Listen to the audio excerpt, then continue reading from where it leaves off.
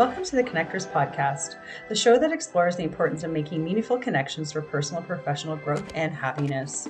We will share how building and recognizing strong connections in life can help you achieve your goals, find fulfillment in your work, and how you can create opportunities to build a purposeful and fulfilling future. Come along for the journey and let's connect.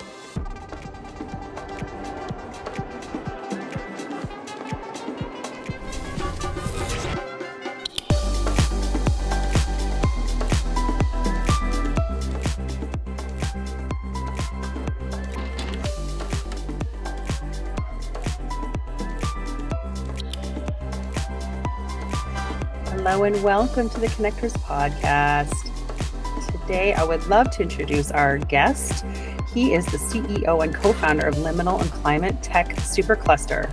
Roland Harwood is a compulsive connector of people and ideas, founder of Liminal, a collective intelligence community, co-founder of the Climate Tech Supercluster, community-led at Milestone Data Insights, co-founder of 100% Open, a multi-award-winning open innovation agency, trustee of the Participatory Cities Foundation and Hollis, dad of 3, failed astronaut, physicist, piano player, on the edge author, and podcast host. Help me welcome to the show today, Mr. Roland Harwood. It's great to be here. Yeah, thanks for the invitation. I'm looking forward to the conversation. For sure. Thanks for joining us. We know that you've had a really busy week. Sometimes we go into the wins and the fails of the week. Have you got anything that you feel like has gone really well or not? Yeah, I was just telling my family that I had kind of 2 big presentations this week to new groups of people that I haven't worked with before. So I guess I was just a bit kind of little bit more aware that I wasn't sure how people would kind of respond and react. Anyway, the second of those 2 big meetings was today and went really, really well. And I was quite surprised how well it went. I was expecting more pushback, more questions, more challenge, and didn't have any of that, which was, part of me was a little bit disappointed. I wanted, but yeah, and then something similar earlier in the week. So yeah, nothing too exciting, but yeah, it's been lots of new things happening in my work life in particular, so that's exciting, but also just requires some adjustment. But yeah, all good, thank you. How about you? How's your week? Awesome.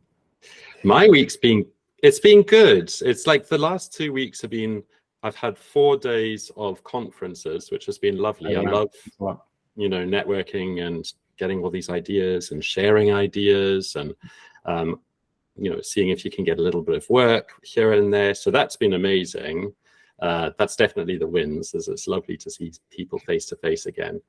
I think the fail might be, that's 4 days where I didn't get work done. So I'm like, I know that feeling. Yeah. How about you, Joe? Yeah. Well, I was just thinking about what Roland was saying, working with new groups of people, and I would say this was a win and a fail at the same time, but as you know, I was working on that networking group in London, and it sort of was piggybacking off a previous networking group that we wanted to shut down and sort of rebrand.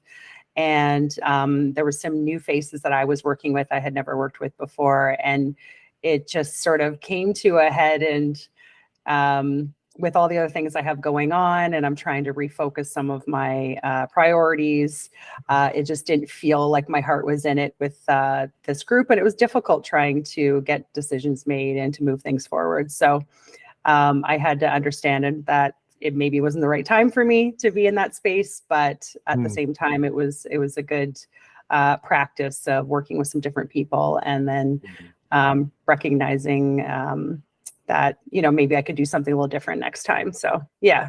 Yeah. Huh. Yeah. Mm-hmm. I can definitely relate to all of that, the wins and the fails for sure. Yeah. So, Roland, I'm excited to have you here today. So, again, Roland is the CEO and co-founder of Liminal and Climate Tech Supercluster, which sounds so interesting. So, I'd love to hear more about these companies, these businesses that you're working on, and what they're all about. Sure. So yeah, I am, as you say, founder of a community called Liminal, which is about 120 people dotted all around the world. And we call ourselves Compulsive Climate Connectors. We're essentially a distributed consultancy working with corporations, governments, and foundations around different climate innovation related topics, doing research, doing workshops, doing program design and delivery of one form or another. And about a year ago, we launched this new initiative, which we hope will soon be a non-profit foundation called the Climate Tech Supercluster, which is based on some research we've done and a ton of analysis and probably thousands of conversations we've had one way or another, that shows that there are, across 4 countries and 4 sectors, which I'll say a little bit more about in just a second, but in Northwestern Europe, there's a huge amount of activity and investment and innovation going on right now. And so we're trying to raise awareness of that, and we're calling it the Climate Tech Supercluster. And so, yeah, the focus is on 4 countries, the UK, France, Belgium, and the Netherlands. And the 4 sectors are food, energy, transport, and construction. And there's a whole load of reasons why we've chosen those 4 countries and those 4 sectors. But yeah, we're excited. We think the climate crisis is the biggest challenge and opportunity on the planet right now. And we need innovation all around the world. But in this particular part of the world where I'm located, I'm in London in England. And within about 4 or 5 hours train travel of where I am is about half of European innovation output and just a huge amount of kind of global investment in this space. So we're trying to raise awareness of that and build the ecosystem, build the supercluster. So yeah, it's an initiative, soon to be a non-profit. Very excited and motivated about that. And that's one of my many hats that I wear, but that's probably the main one right now. Yeah. It's so interesting that you've chosen those 4 countries, because as I think of the 4 different sectors as well, and I've had the great fortune of visiting all of them, actually. Ah, okay. Yeah, but which is your favorite? No, don't answer that. I do love the Netherlands. The Netherlands is beautiful. Oh, it's so beautifully organized, and yeah, me too. Every single piece of data is accounted for. Every brick in the road, every leaf on the tree, but they manage the people very, very well. Yeah. I was in a relationship with a Dutch diplomat who was posted in Peru when I was living in Peru. So I just got, they're too organized. Too organized. Fair enough. Yeah, fascinating. Yeah. Like even just thinking of the 4 different sectors and how each country is, each has their own challenges. And these are 4 not massive countries and not massively polluting countries either, if we look at population size or land mass size. That's true, but I mean, historically, for sure, they are. The Northern Hemisphere is responsible for the vast majority of global emissions. But yeah, kind of small to mid-sized countries for sure. But yeah, I mean, maybe this links a little bit to the theme of the podcast, but part of the reason we're doing this is a multinational and cross-sector initiative is in reaction and response to the increasing specialization and focus that we see in all aspects of our life and work, and increasing investment or activity or focus in particular disciplines or geographies or sectors. And that's really, really important in a very complicated world and a complicated challenge like the climate crisis. But I just feel fundamentally that everything is connected, and the solutions to pretty much any problem that you can articulate are out there somewhere. It's a connecting challenge, not a sort of invention challenge in the way that it might have once been. And I don't think we have enough people like you and me sort of trying to connect the dots, connect people and ideas. And so we're trying to provide some of that connective tissue. So yeah, that's why I'm keen to learn from your experiences of doing that as well. And I thank you for being here, Roland, because this is a topic that I personally don't know a lot about, but I am obviously, very interested in it. I try to live pretty minimally. I try to do all the right things in terms of what you can do at a personal level when it comes to trying to support climate change, or climate change, or it not advancing. like I feel people probably on our level are a little disconnected from what's really going on and how we can help or how we can get involved. Could you share a little bit about that in terms of like what you know to be true and what people can do? Well, yeah, sorry, two thoughts on that. One is, I think everyone has a role to play. Every job is a climate job. Every individual needs, this is, I think, humanity's greatest opportunity and challenge. So it needs to be a global effort, notwithstanding our kind of focus on 4 countries and 4 sectors, as I already said. So yeah, having said that, I'm not sure we're gonna tackle this particular crisis if we all try and massively reduce consumption and growth and all these things that we've all become very used to, even though there may have been a time or there may be a rationale for doing that. But I think that's going to be really, really hard to kind of reverse some of that stuff. I think on a personal level, the 2 things that I hear repeatedly that you can do that make the biggest impact are, if you're lucky enough to have any savings or a pension, is to invest those in green ethical funds. And then the more you can persuade the banks and the pension funds and the investors to invest in green technologies, the more there's a virtuous circle of investment.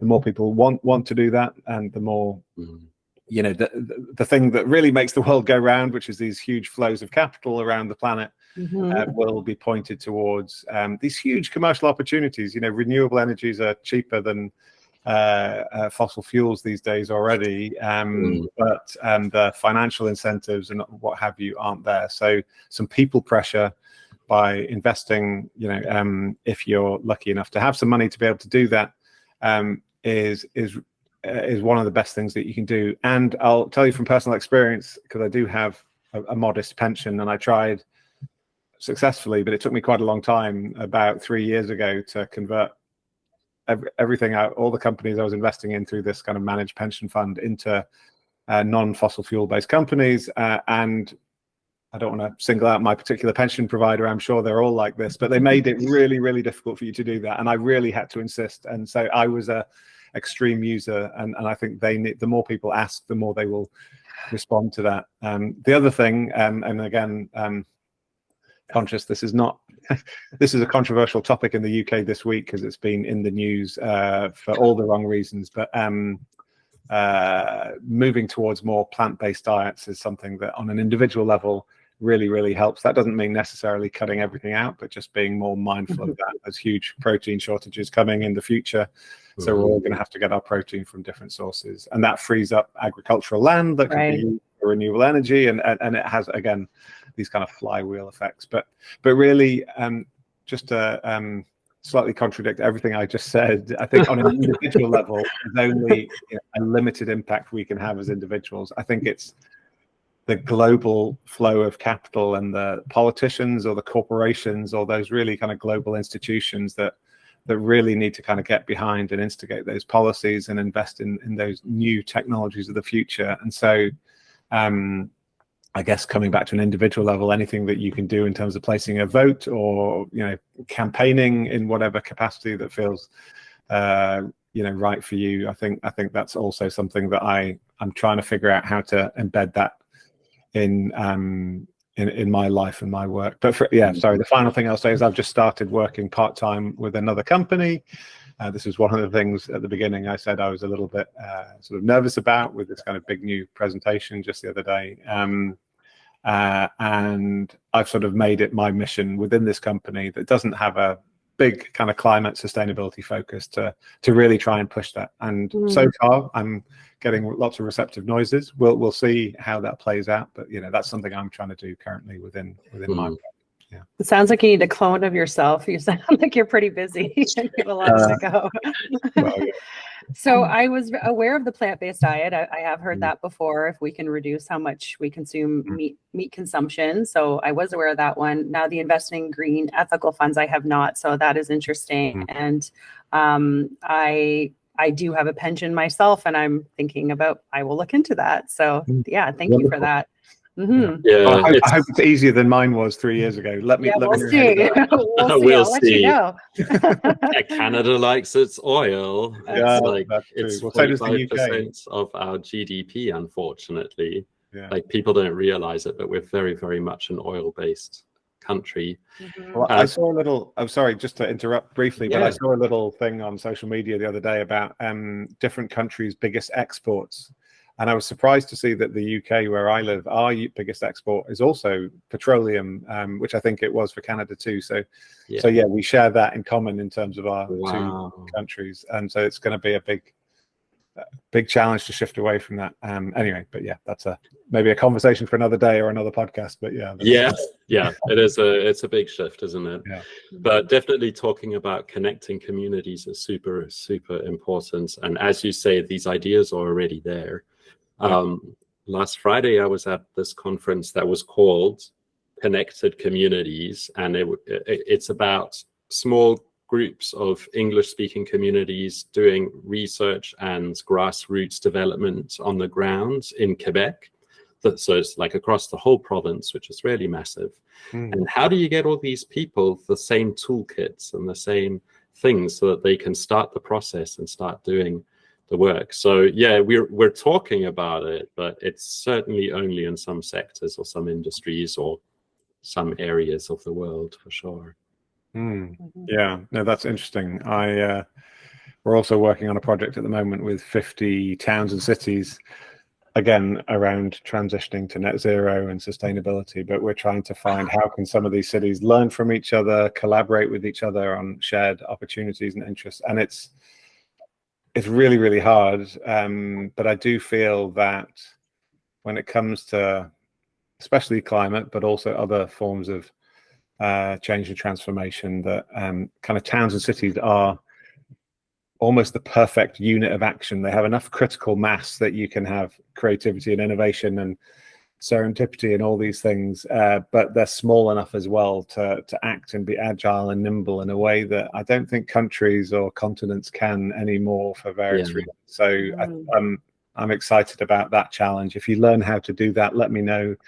I'll likewise also share what we're learning through this net zero living community as time goes by as well. So can you share with us who's doing it well and what they're doing to do it well in terms of these communities?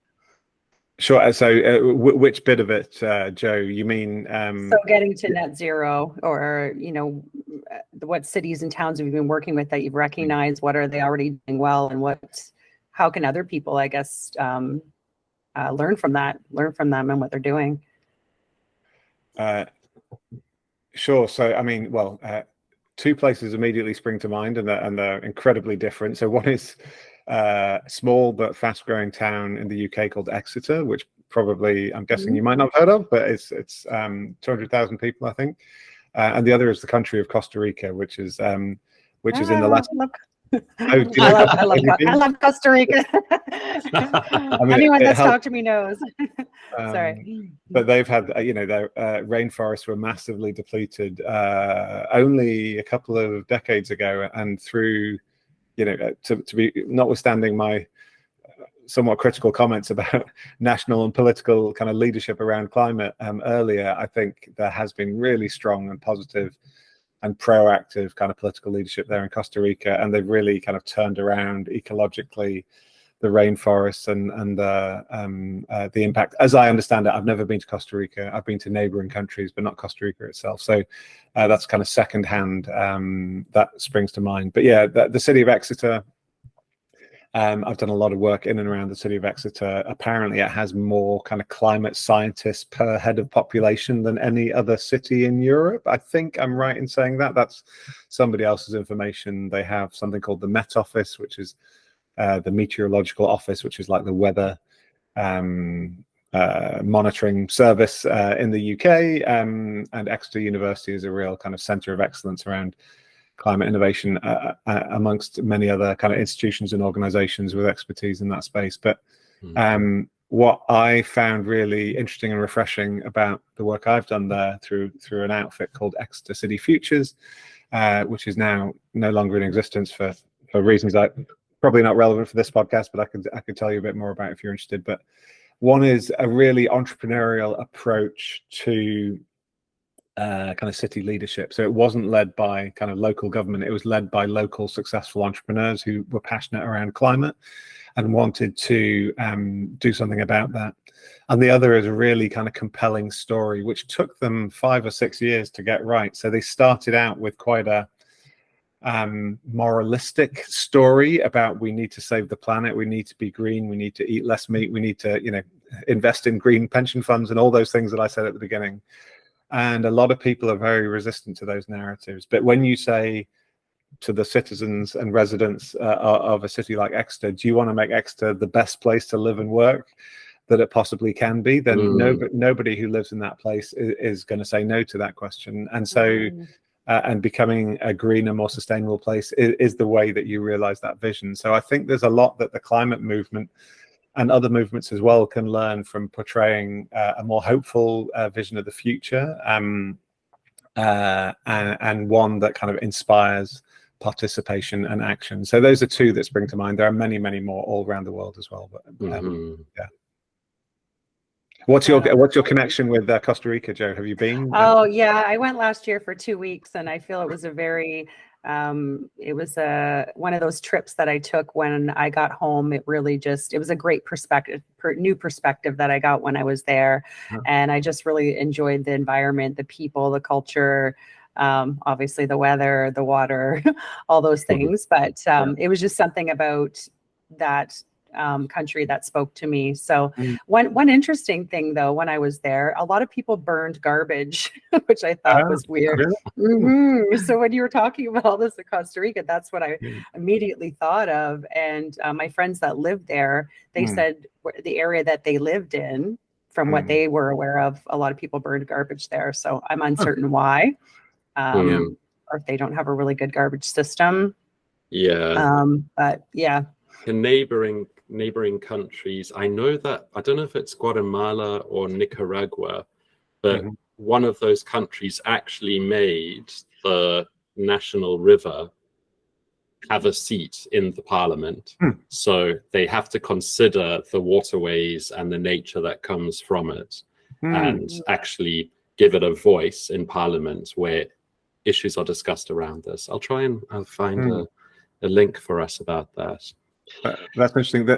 Sorry, just two things that reminds me of. One, in the country of Wales, which is neighbouring to England, they have a minister in the government for future generations who is there to represent the voice of the unborn, which is quite remarkable, but it's to encourage more long-time thinking.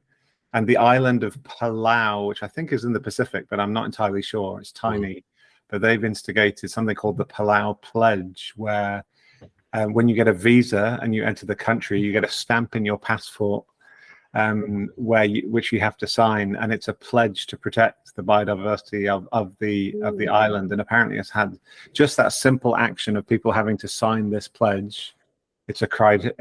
You don't get a visa unless you're prepared to do that. About 1 million people have done it now, and it's had a really massive impact. So just people, committing to something bigger than themselves. They take more responsibility for their actions and throwing away garbage or whatever it might be. So anyway, those are two other things that I'm just reminded of you telling me that. I love that idea. That story.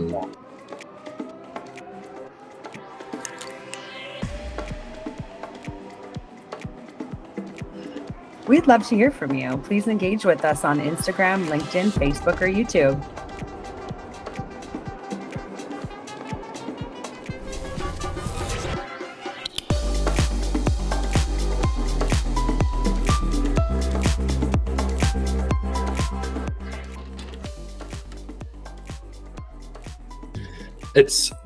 I'm also thinking of this organization that you said they didn't get the story right at the beginning, and then it took them some time to hit on the right story. And it made me reflect on myself, because when I was a teenager, I stopped eating meat. It's a horrible story. My sister and I visited a farm, and we were city kids, and a cow was killed, and we had to parcel up bits of the animal and put it in plastic packets, weigh it, and sell it to the people in the farm villages. That sounds traumatic. It was super freaking traumatic. My sister and I were shocked. We were hella shocked. 6 months later, yeah. 6 months later, I'm vegetarian. Yeah. And I've been like plant-based ever since then, pretty much. I'm very fussy about what I eat. But over the years, this has given me such a freeing idea, because I've literally cut the one thing that for the planet is the most harmful. So I can travel by airplane with relative guilt-free. Yeah. I can eat whatever other stuff that I choose to eat. I always choose public transport, and I've always chosen to live in cities that have public transport, or I'm on my bike. And I guess making some hard choices when I was younger, it's really freeing now, because I almost don't worry about that stuff. I've done what I can do. And when I die, I know that I've not contributed to blah, blah, blah, blah, blah, blah, blah. Reduce your carbon footprint. Yeah. I felt frustrated by the 1990s message of the 3 R's. You know, if you just reduce, reuse, and recycle, then you're going to make a difference. Well, we know that that's not really the case. As you say, Roland, it's the big countries that are causing the mess, and the big systems. What do you think about that? Yeah, Am I naive? I think we're all naive. So I think that's brilliant. Well, as you say, that's one of the best things that you can do, is reduce your meat consumption. And as I said earlier, you know, it's unrealistic, I think, to expect people not to fly, just to radically change their behavior. If that's what we need to do to solve the climate crisis, then I don't think we're going to solve it. But I think there's a hell of a lot more that we all need to do, and that's not sort of pointing fingers at any individual, but as a society and as a global species working together, we can do it. If you look at COVID, you know, we worked together to develop a vaccine in record time, and that saved, you know, countless lives. I think we need that sort of attitude, that global kind of sense of cooperation at scale over the next multiple decades. So in a weird sort of way, as sort of challenging as COVID was, we need that sort of mentality, that kind of emergency kind of mindset, and channeling resources and funding and talent and all the rest of it, and to tackling this. So yes, of course, the changes of behavior that you talked about are super valuable, but we as a species, as a society, we need to do a whole lot more as well. So this is what we're, without sounding too preachy and without trying to make people feel bad about their life choices, this is what we're trying to think about. How do we sort of create some of those tipping points for change at a systems level? I think really, you know, on the individual level, there's just a limit to the impact that you can have. So it's really kind of tipping those energy systems, those food systems, those transport systems, etc.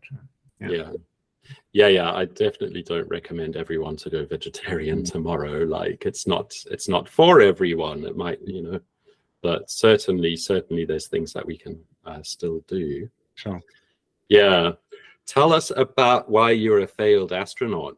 What happened there? It's quite a simple story. I applied to be an astronaut, and I got through the first, as did 40,000 other people. This was in 2008. The European Space Agency had its first call for astronauts in 40 years. It'd been a long time, and 40,000 people applied. I was one of those people.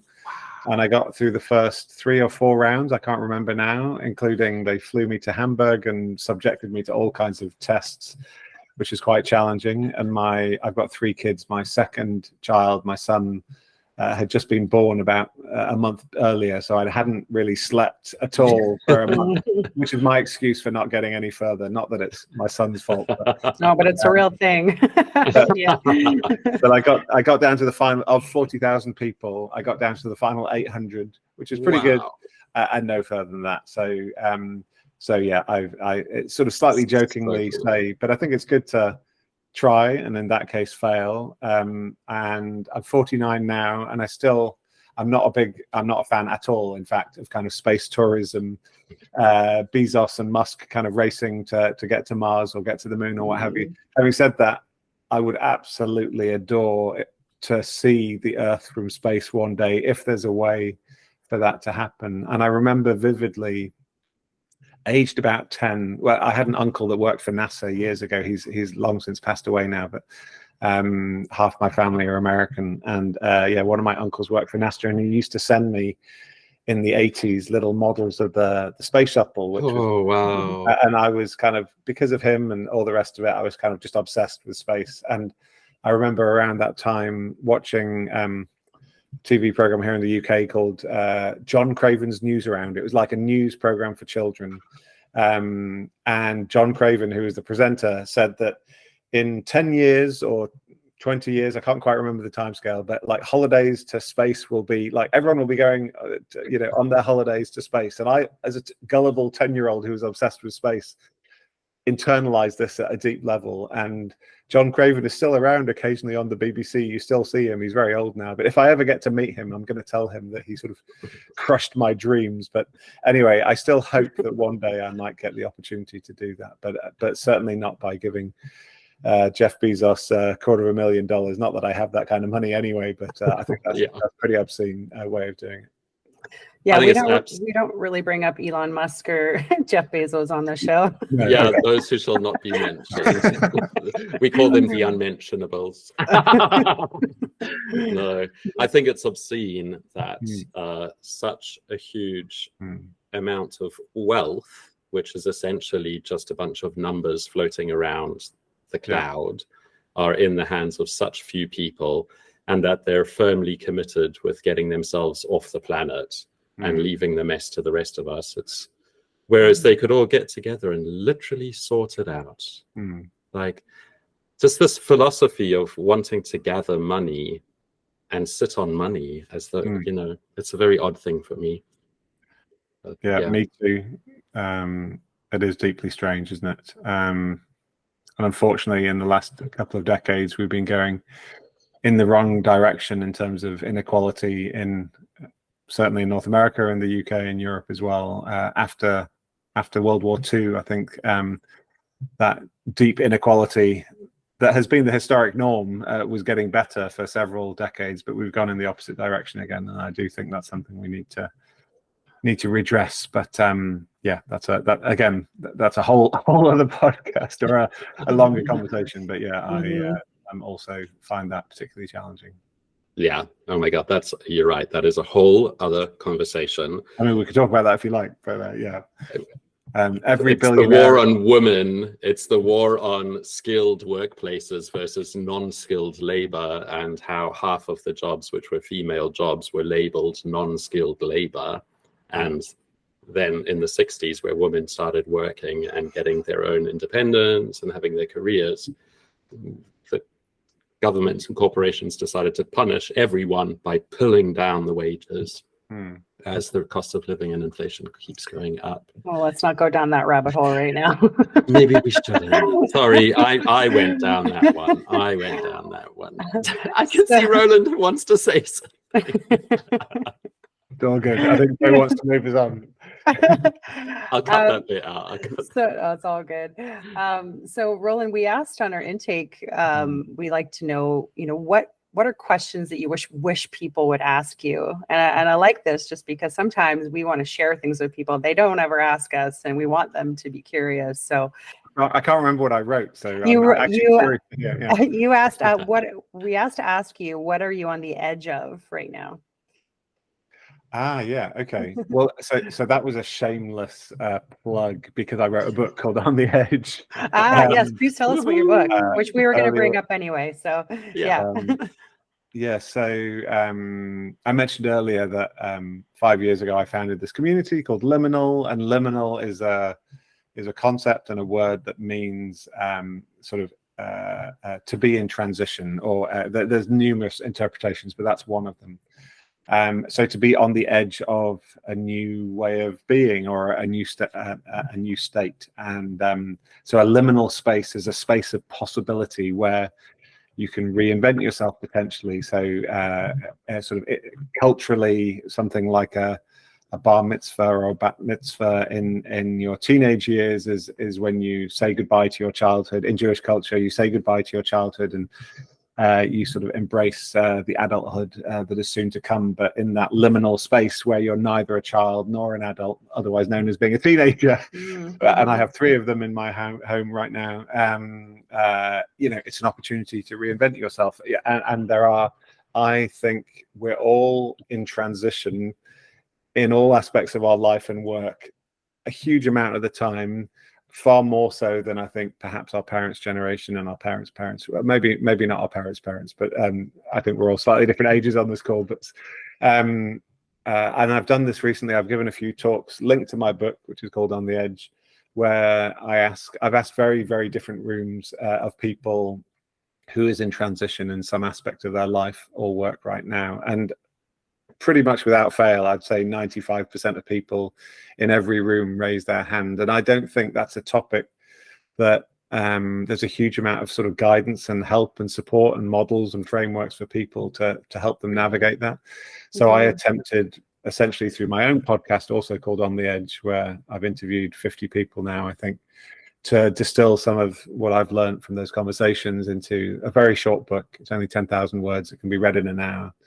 And so what I'm on the edge of, to answer your question, is after 5 years of being very liminal, very transitional, very not quite sure where I'm going, what I'm doing, just in the last few weeks, starting a very different kind of working life. So I mentioned briefly earlier, I started working for the first time in 15 years as an employee of a large organization, which I haven't done.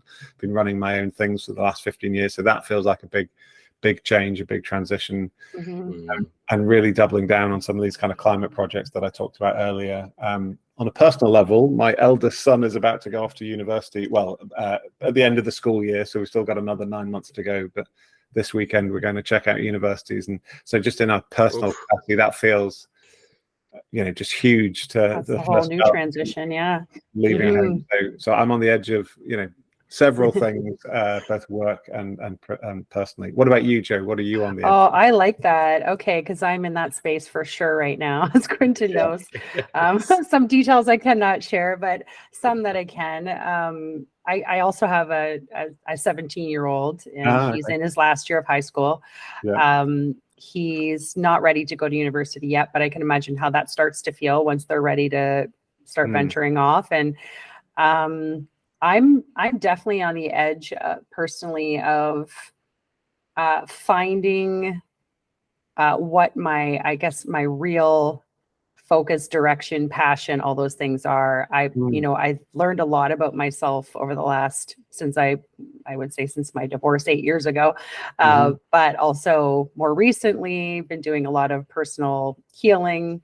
I've been kind of on this personal healing journey.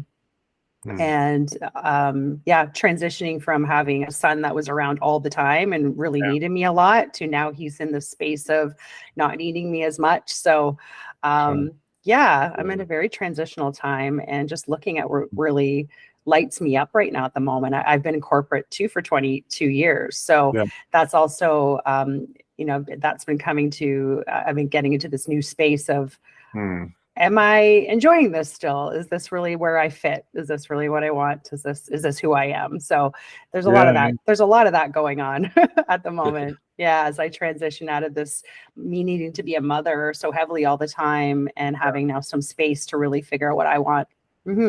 Wow, that's amazing. Thank you for asking. Well, thanks for sharing. If I could just quickly share some reflections of my own, but also from other people I've spoken to, that sort of uncertainty, that this kind of transitional liminal space is really kind of scary and difficult and anxiety provoking and challenging in so many different ways. But it can be, if you find a way to allow it to be, and it sounds like you are absolutely, a really interesting space for reinvention or opportunity for new opportunities, new work opportunities, new life opportunities, really kind of joyful, opportunity as well. And I think it's understandable to want to kind of minimize uncertainty in our lives, or try and kind of nail things down and be really kind of concrete. And there's definitely a time and a place for that, but there's also a time and a place for exploring and sort of walking into the unknown with hope, not expectation, or it's slightly different I think it's different for everybody. But thank you for sharing that, and I'm sort of excited for whatever that becomes for you, even though you're in the middle of it. And the podcast has been just amazing, I think, for both Quentin and I, in terms of, boosting our confidence, getting us out of our comfort zone, meeting all these people across the world we're creating this global network with, and we're connecting all these amazing people to our audience. So that has also been such a neat space to be in as well. And I love you just use the word reinvention and uncertainty and all those things, because our episode we're releasing tomorrow is a little bit about reinvention. And you did also ask in your questions, how do you face uncertainty and look at it as an opportunity and not a threat, which I think is a great question, because they go hand in hand with that reinvention piece. So you did talk a little. Yeah. Do you want to speak to that, Quentin? I mean, I was just thinking of it as another way, like opportunities and threats. Okay, we've got this anxiety of making a change and actually taking that step off the edge into the unknown, into this new state.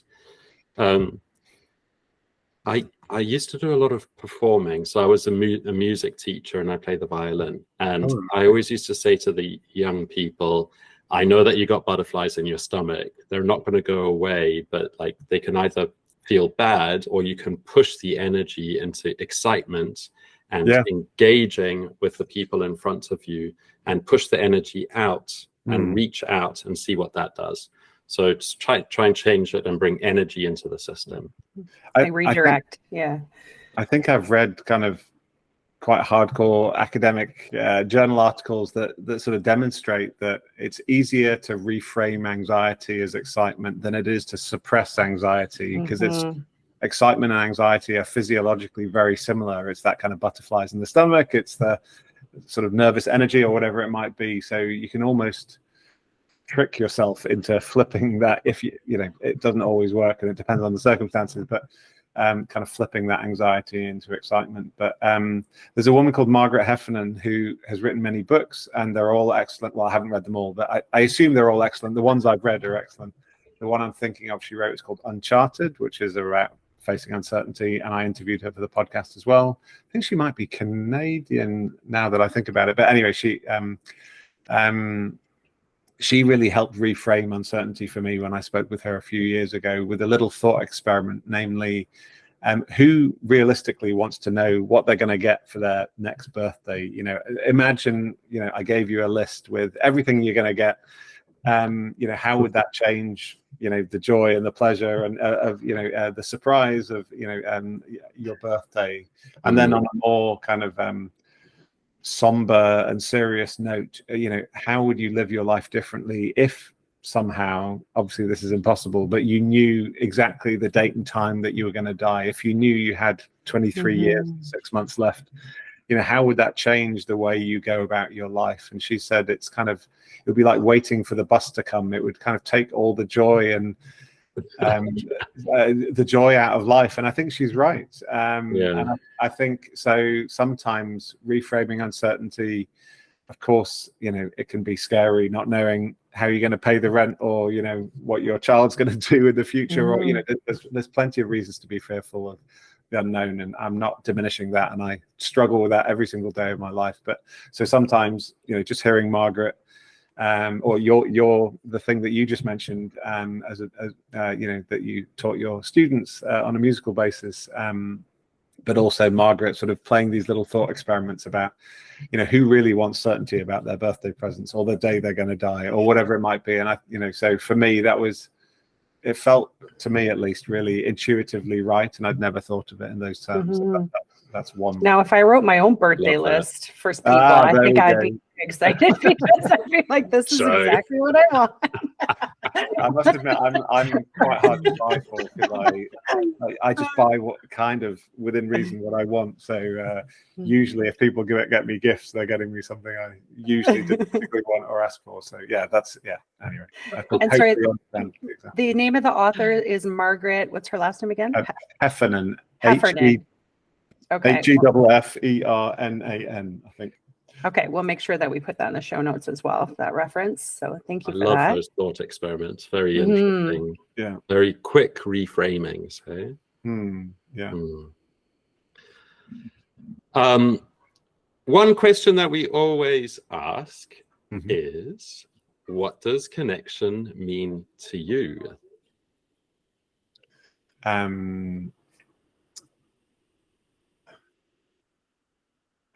Connection means being present with someone or something.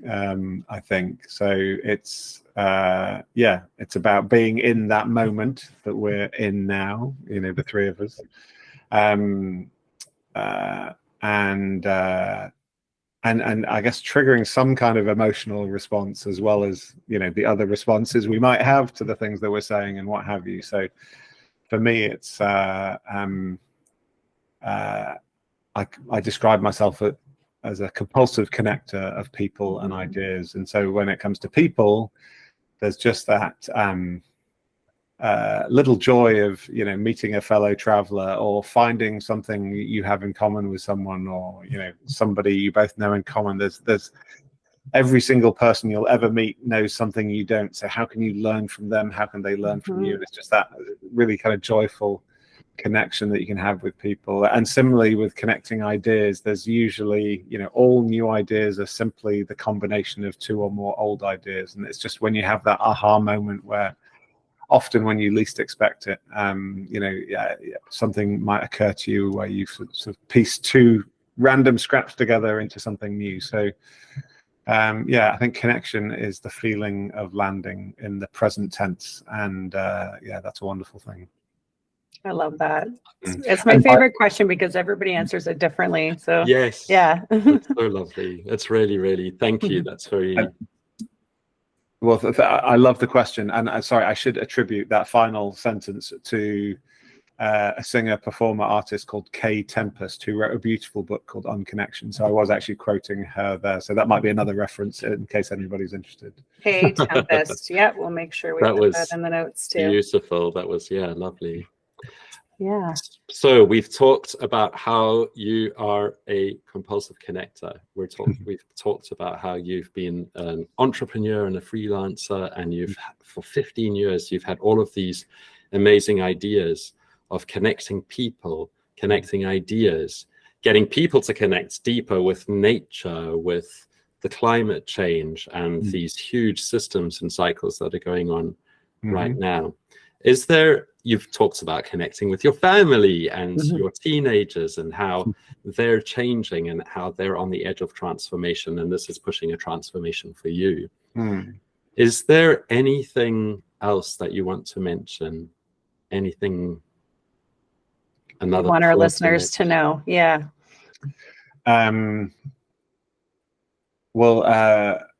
One thing we talked about when we spoke in the run-up to this podcast a few weeks ago was something that I called the connector's dilemma, which is something I've grappled with for years. And I love being a connector. I always get energy from conversations like these and meeting new people and, connecting people and ideas. And I sort of do it anyway. And I don't think everyone necessarily wants to do that or maybe can do that in the same way. There's definitely an art as well as a science and a kind of skill to it to some extent. And it's not just for exuberant extroverts. I would probably describe myself as an introvert sort of generally in most situations, but I can be extroverted as and when I need to.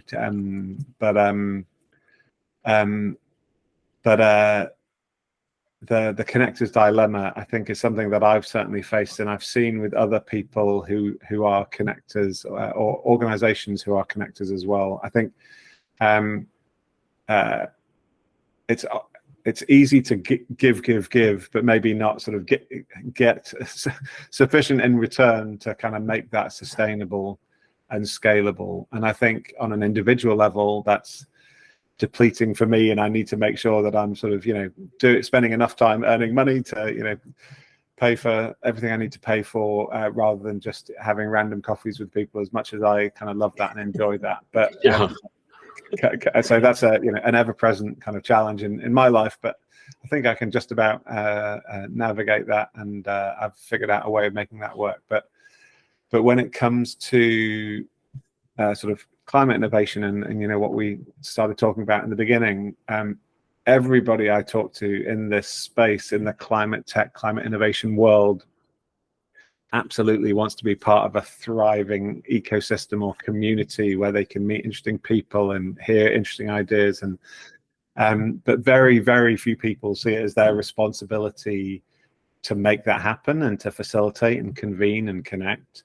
And even fewer people see it as their responsibility necessarily to invest in that connective tissue, that connective capacity. And so we've struggled with that with the Climate Tech Supercluster. I'll be honest with you, we've been invested a lot of our time and energy and money for the last at least 12 months, in fact, a little bit longer.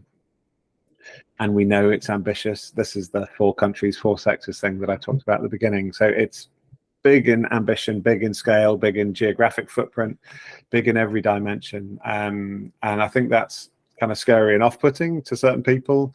But so I think we need to find a way in this increasingly connected world of perhaps rewarding and recognizing the connectors, be they individuals like you, with this podcast, and creating value by, creating content and bringing people together in the way that you do that, or at a kind of institutional level with something like the Climate Tech Supercluster. I think community is I'm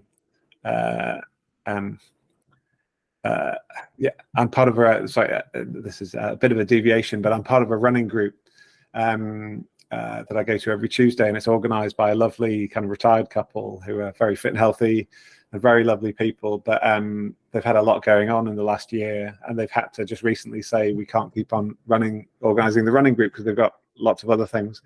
And I don't think people realized that they were struggling. And so what's really nice is other people have stepped up and said, well, we'll help out and we'll do more. And so that's actually a really nice example of where some people were being connectors. In this case, it was a social running group. But their energy, their goodwill was a little bit kind of depleted, and I've or perhaps underappreciated is the right way to put it. And so I think this is what I have coined this term, the connectors dilemma, because I think people that are community connectors often do it for love. It's not for money, but at the same time, we all need to have time to recharge our batteries or earn a living or whatever it is that we need in a particular kind of context. So that's something that I am aware of. I don't quite know what the solution is, but just thought I'd share that in case that's relevant to you or people listening to this conversation. Yeah, no, that's true. I find that as well. If something doesn't exist that you want to be part of, you almost have to be the one to create it. But yet sustainably, sometimes it doesn't, keep up because it's hard for one person or 2 people to always be the organizers or make the plans, et cetera. So maybe it needs to be more of like a rotation where it's sort of like you do it for a bit and then tag you're it and you pass the torch, So that's nice that the other people in the group wanted to pick it up, especially if they find value in being part of that community. It's I think you've hit the nail on the head that it is a dilemma, and like you, I also like having the networking coffees and chatting with people, but I can't be talking about stuff all the time, And in fact, Joe and I said to each other last week, we were like, okay, no more volunteering.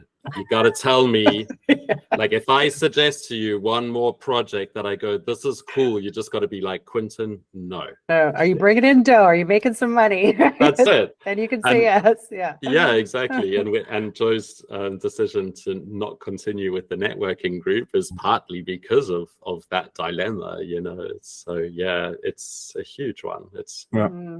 I totally relate to that, and I've also recently stopped doing a few things for the same sorts of reasons. So definitely relate to that in a deep way. Everyone's got to earn a living, right? Unfortunately, it's so you got to be mindful of how you divide your time. But yeah, absolutely. But yeah, I think it's great what you're doing, and so in whatever shape or form, I'm delighted that you're, I love the name of your podcast as a compulsive connector. Of course I would. And I like that that's the thing that you're hosting conversations around with people. I think that's really great.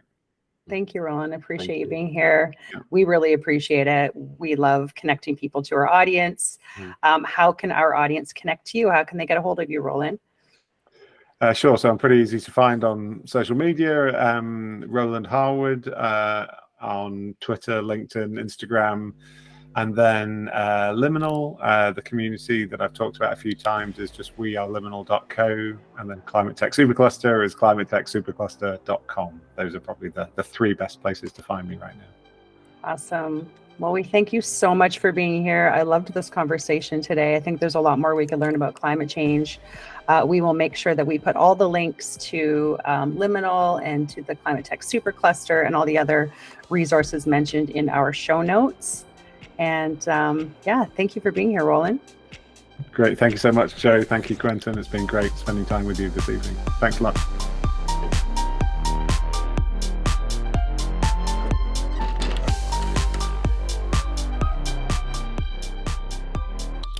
If you've got a story inside of you, consider pitching it to us, the Connectors. Get in touch with us on any of our social media platforms, and either Joe or myself, Quentin, will get back to you. So come join us on the show and let's connect.